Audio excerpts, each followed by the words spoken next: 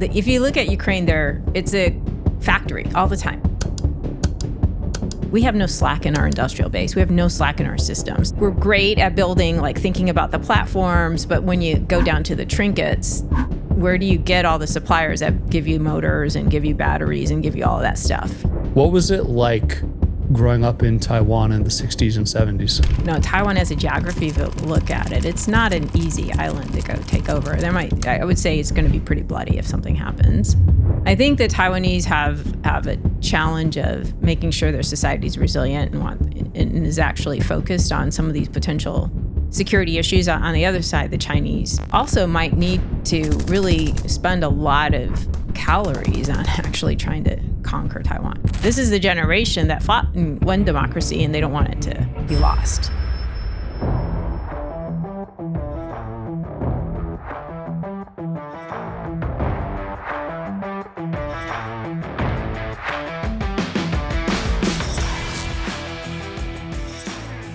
What do you see from like your former Navy lens, right? Let's talk a little bit about that. I've actually was just talking to Admiral Mark Montgomery. He's retired now, and he advises Taiwan a lot. And I was trying to get some insights from him about his work in Taiwan and my observations. I think there's a few things.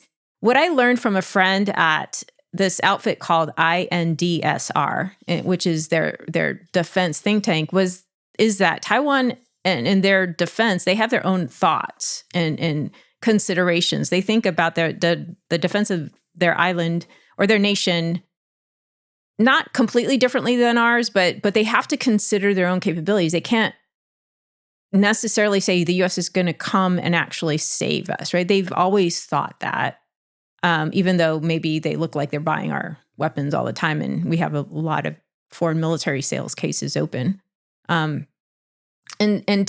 When I learned that their view and how they think about how they need to stand on their own, I juxtapose that against at least what I hear from what we're doing, because I no longer have insights into the O plans. Mm-hmm. But we do have this concept of hellscape, and we're thinking of, maybe we're going to surge over into that area. What I don't see is kind of thinking through the interaction of all of that. Now, is that super concerning? Maybe a little bit, but if I were to think about it, and I have, is that Taiwan has purchased mostly American equipment, and presumably most of it might be interoperable. The question would be, are the activities, the exercises, are those interoperable? Because we don't really exercise with them. We do exercises with Australians. We might do it with the Japanese, but I think it's a little bit too touchy to actually have exercises with the Taiwanese directly. Interesting. I think that might be inflammatory to China. Yeah, probably. I mean, I think the administration is trying to play that gently, right? Because the supply chain issues, China can just turn off the spigot, and there goes all the rare earths or whatever it is that we get. They have hold over us in many areas. Yeah. What do you think about the reversal of the chip deal that happened a couple weeks ago? I think that's interesting in that type of international trade. I think when we make a decision, we need to stick with it. The back and forth is challenging, but I think you almost have to be part of.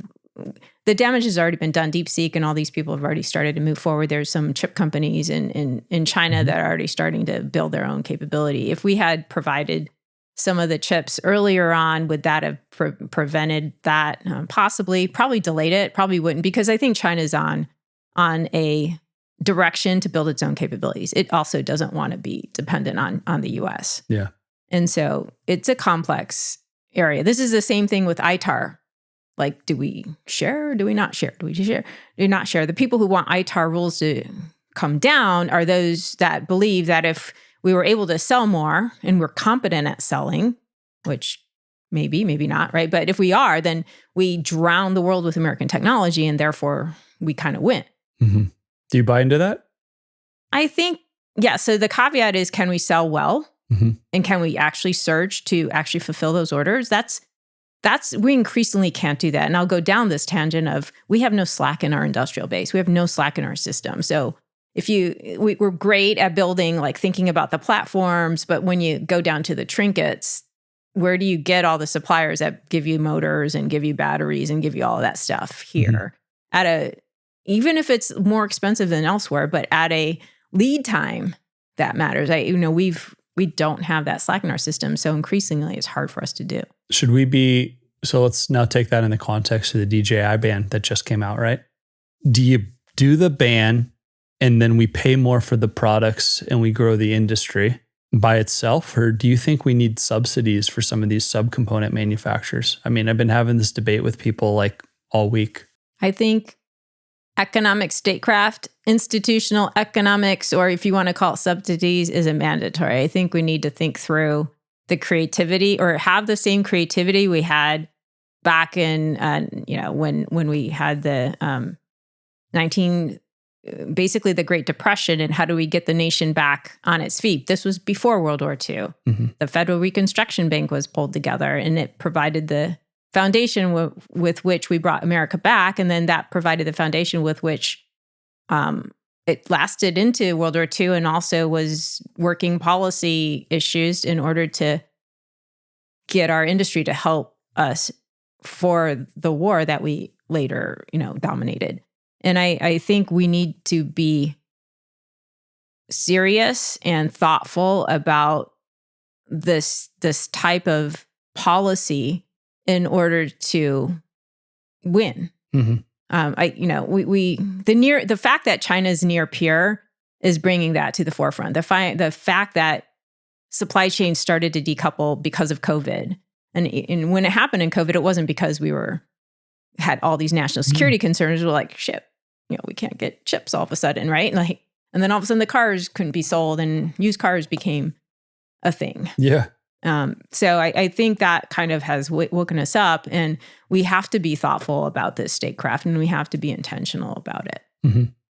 So what does that mean? Do we need a new, almost like federal reconstruction bank with trillions of dollars to lend to companies at a very low interest rate? You're seeing the administration increasingly make direct investments into companies too, take an equity stake, which is interesting. I mean, wave your magic wand, right? Yeah, I think if I were to wave magic wand, I think it's interesting to think about a internal development bank. Like we do have the DFC, mm-hmm. which has currently got reauthorized and has quite a bit of currently authorized, maybe not yet appropriated dollars to go do good in the world. I think we could use something like that internally. What I've been thinking through of late, especially around the maritime sector, is how can we use a public-private investment program that we have used before to at least stimulate and get us to across the tipping point, right? And then maybe you sunset or mm-hmm.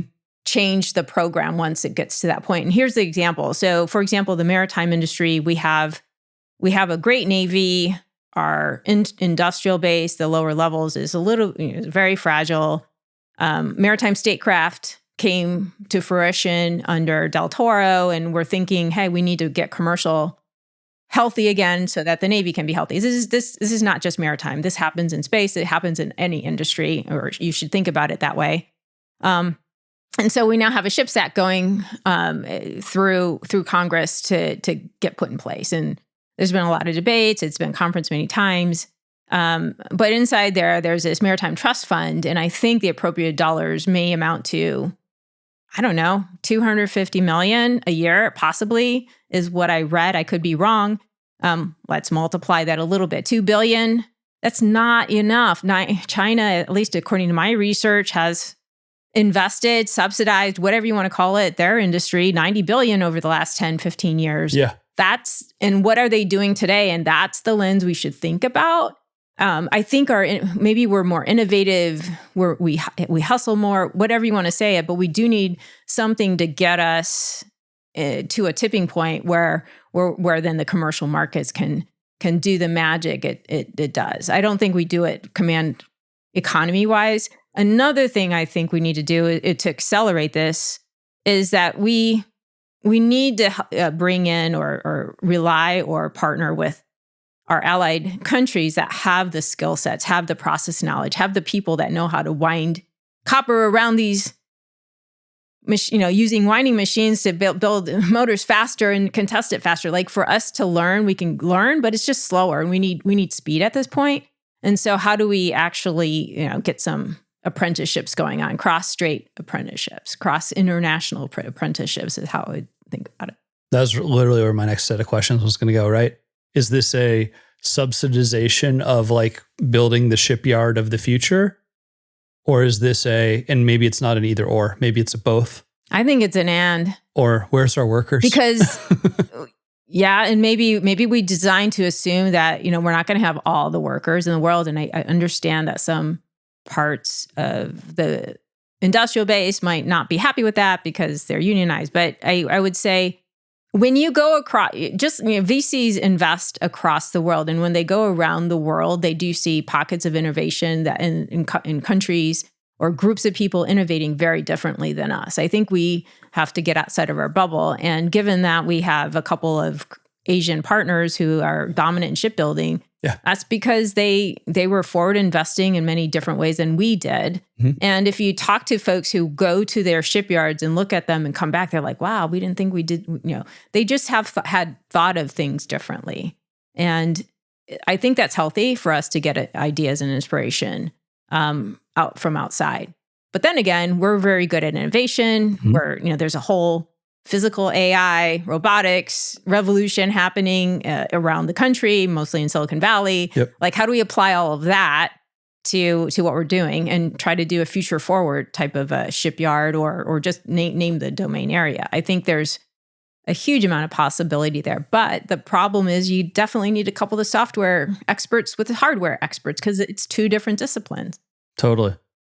Are we arrogant that we're going to out-innovate ourselves here? I fear that I fear that for anybody, arrogance is a downfall. Sure. And we have to be hyper vigilant about not being arrogant. If you watch you've probably seen those videos of how fast they can build a boat in South Korea. Yeah. It is unbelievable. I saw the recent massive Mongo shipyard that China has, and they were doing like 8 tankers all at once. Yeah. It's unbelievable. It's unbelievable, yeah. It's like they took what we figured out in World War II with these kind of like modular boats, and they've just said, no, we're not going to do 40 pieces. We'll do 6.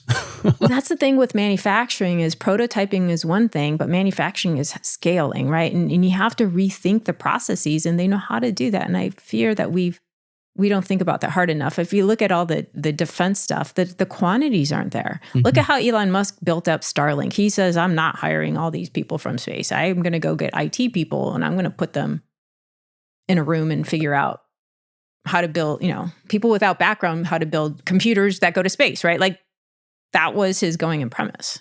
Okay, let's shift gears into that for a second, okay? Because I've been into a number of VC offices where they're teaching young investors how to spot or invest in hard tech, and I'd love to get your thoughts. And you see this chart, okay? It's 4 quadrants. It is MIT, Stanford, Palantir, SpaceX. And they're like, if they have 2 of those on the quad, they're like a good founder. Wow. Okay. Isn't that, I mean, what's your take on that? I mean, you've clearly never seen it. I've seen it in multiple places. It's incredible. I think that's myopic is my take on it. People popping out of SpaceX, getting SpaceX, Tesla, whatever you want to call it, and getting that kind of experience seems to be fairly robust and good for a lot of I guess, hardware companies. I'm not that familiar with Palantir, though. Mm-hmm. I worked with Palantir way back 2010. I was part of Naval Special Warfare at the time, and they're a behemoth right now. They're doing tremendously well, but I don't know if that's the lens I would put onto it. I think it's too myopic and too much of it's too restricting. Mm-hmm. I think you narrow your pool of potential opportunities of where a company could come from, or maybe a capability. I should say capability, because venture-backed companies are one thing. Other smaller companies are another thing. Scaling manufacturing is hard. Is there only one way to do it? I don't think so. Mm-hmm. When you look at companies, how do you what are the criteria you try and create or look at to create a get to yes to invest in them? for me, I talk to folks so early. If I like them, I tend to move forward. There you go. And then Make it easy. yeah. And then I actually have a lot of what goes through my head is like, can I help this person? I have some Sure. experience. Can I help them de-risk? Because I really believe in de-risking. Company go to market. I think every investor should think that way, not just like, hey, here I funded you and go for it. And so that's my going in lens is like, can I actually be helpful? And is someone coachable? I mean, does my me as a super connector. I have a lot of network. And so can that help, or can we actually think through like where you really need to de-risk? And so that's kind of how I think about it, just in a personal investment side. I'm not great at building syndicates, I would say. I do go in first and then try to bring in others, but I'm best kind of just catalyzing, I guess, a movement. Have you always been like that? Because you are a super connector. It's incredible. I don't know that I always have been, but I guess what I feel, what draws me to or what makes me that way is I want to be helpful. And so that's and I also want to go fast. And I just learned in my professional life that getting a help from somebody else helps you go faster. And so that's what I try to accelerate. Yeah. What advice would you give young people who are wanting to get into defense tech startups? Because it's like a rage right now, right? It's like a rage right now. It's probably, so advice is know that it's a rage. It could be a period of time and then it kind of goes away. We don't know. Yep. So I'd say be intentional about why you want to be part of this movement. What is this for? For me, it's about America.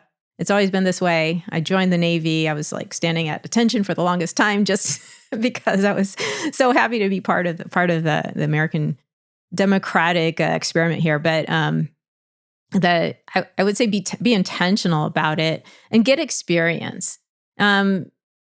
Some people get experience in different ways. You could actually dip your toe in with getting some military experience. I think some people are drawn that. There's also other ways to serve just so that you understand that operational environment. I think that really gives you a lot of cred when you go back and build. You went to Penn, right? What have you seen in the last 5 years from a bunch of the MBA students coming out of Wharton? I mean, I feel like I see more Wharton resumes now than I did like any time in the last 10 years. Do you think it's like this defense tech rage is like moving into more mainstream MBA type programs and stuff? I think for sure, if that's what you're seeing, for sure. Yeah, because, I've run this Wharton Aerospace thing and it's been going on for 21 years. And at the time when we started, it was just very traditional. And then there was this ventures thing that was supposed to capture the emerging technologies. And I distinctly remember in 2022 when Ryan Chang from Shield AI did the keynote, I distinctly thought, because, that was the year that 20 Wharton students flew out to the Bay Area just for this. And they like cut class and everything. So I think that's what catalyzed it, is that exposure. And so from that, there's probably more interest. There's also a large group of vets that do go to Wharton. So there's also that. What I do notice is that the veterans that go to Wharton are they might go back in and actually build a company or start it, but a lot of them go get some experience on Wall Street, get their financial background first before coming back in. Yeah. So what's untapped, and maybe this will be the spawn of a conversation just on this podcast, but what's untapped is the large number of vets that have gone to Wall Street and understand how large dollars move, and how do we actually help them think about their, where they came from and where they want to deploy assets and allocate capital. And I think that's starting to happen, and that'll help, not just the technology coming, the innovation, but it also help us scale. Yeah. How do you think serving in the military makes you more prepared to invest in deep tech than if you did not? I mean, it seems like there's a lot of people who, since the war in Ukraine, have just been like, oh yeah, this is now a category. You know what I mean? I think you're more credible possibly if you're getting dollars from the government. You're more credible because you know something about the operational environment and about how the military works.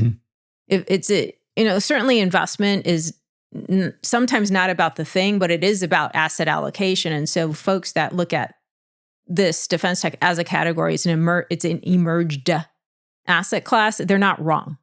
Yeah. They're not wrong. All new asset classes go through that. I remember, so I kind of am working, I invest or look at a lot of infrastructure these days. And in my research around infrastructure as asset class, it's actually also a fairly new asset class over the last 20 years. Like people like Macquarie were kind of doing it and no one knew what to call this. And all of a sudden now it's an asset class and there's actual funds going just after infrastructure. So within the financial world, there's startups too, or startup areas, and they continually evolve. And if we have a deflation of the AI bubble a little bit here, how much does that money that's been going into infrastructure, because I see that word a lot and I see data center usually first. Yeah. How much of that starts to retreat, do you think?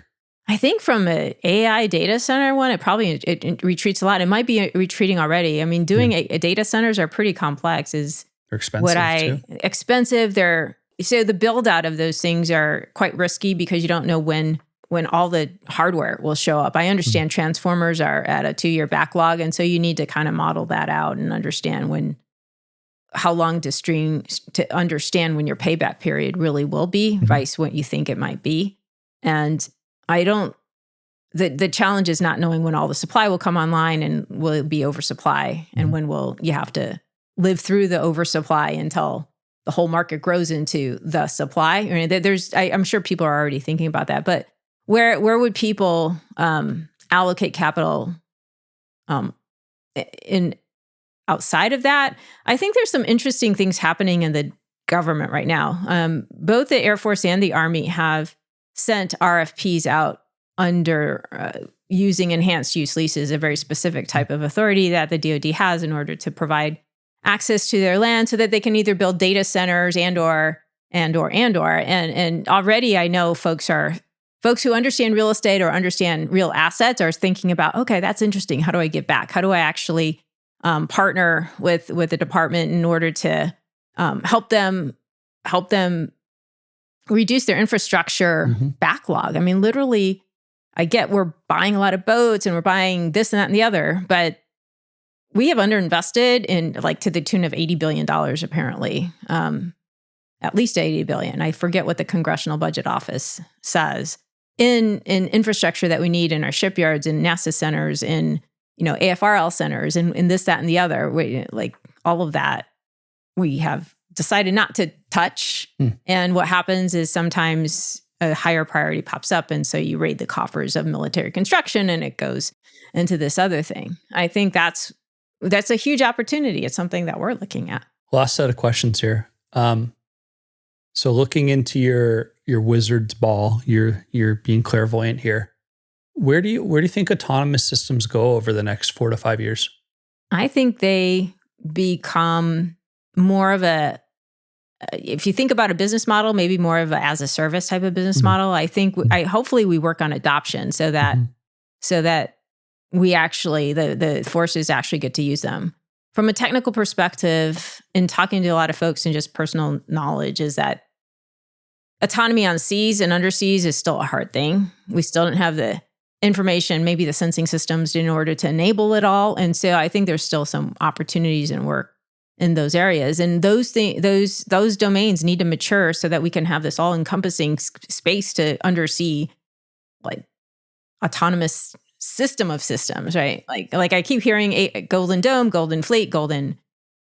I'm not sure what Golden else, but together, it's a vision that is going to take quite a bit. There's a lot of opportunity, but quite a bit to put together. Yeah. The biggest thing though is adoption. So if you think about, so Michael Horowitz is a Penn professor. He's a White House fellow. He did serve in the last administration. He talked about policy or technical adoption, and his a lot of his research is around military adoption of technology, and most militaries suck at it. It takes them forever. So if we're going to invent new things, we need to immediately think about how are people going to actually ingest them into their systems, into their processes. And I think if we worked on that, a lot of things would happen a lot more quickly. Yeah, I think one of the things we've seen too, just actually building technology for the warfighter in the last decade, is that if you don't lower the cognitive load, Mhm. these folks have so much training. They have manuals and manuals and manuals. It's one of the reasons we were able to build such a successful counter UAS business 10 years ago. It's because you had a box, you put some antennas on it, and you turned on an iPad. It worked. And it worked. Yeah. 5 minutes. Yeah. And Dan Meiji, who went to a state school and studied history, That's awesome. knows how to use it, right? Yeah. So we have to think about lowering the cognitive load for new tech for these folks. And it's not saying that they're dumb, No. because these are all 18 to 25-year-old kids who grew up on their phones the whole time. But it's like, when you look at some of the solutions the primes make, I mean, not intuitive. Yeah. Well, sometimes, or require a lot of training, because there's a lot of money in training. Which is a profit center, right? Oh, yeah. Yeah. Training and I mean, services. to your point, what you built, what Mike Flanagan built, like the going in is, how do you put it in a hand and within an hour someone can use it. It takes a lot of engineering talent, creativity, complex thinking to bring a system to that simplicity, right? Yeah. It's a very complex system in a simple envelope, and that's what the warfighter needs, because they are managing information flows. They're managing up, managing down, managing each other, running around. Like, there's a lot going on. Yeah.